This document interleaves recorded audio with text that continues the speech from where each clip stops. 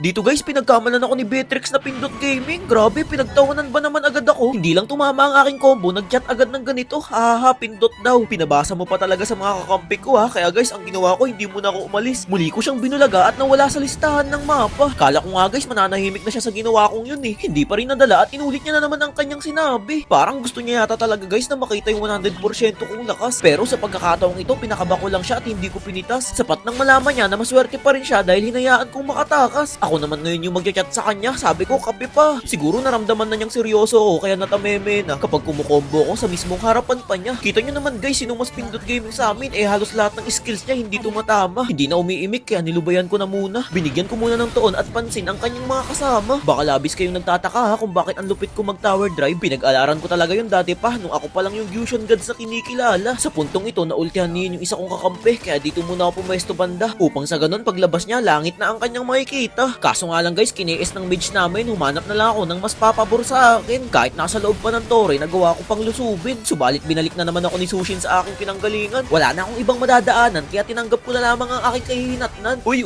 may bumoboses na naman no. Hindi na ako nakapagtimpi, kaya sabi ko sa kanya, 0 kills ka hanggang dulo. Matatawa kayo sa ilele-pray niya sa akin dyan guys, hindi naman siya mahirap kausap eh. Kita nyo, sabi niya okay lang. Tanggap niya na yata na hanggang matapos yung laban, wala siyang mapapas lang. Sa pagkakataong ito guys, wala akong ibang hinangad kundi yung Beatrix lang. Kaya kung mapapansin ninyo, hindi basta-basta ako kumukombo ng kahit sino. Hindi naman ako mainipin, aantayin ko na lang siya sa loob lamang ng ilang segundo. At sa wakas, maya-maya lang, nasilayan ko na rin ang matagal kong pinaka-aantay.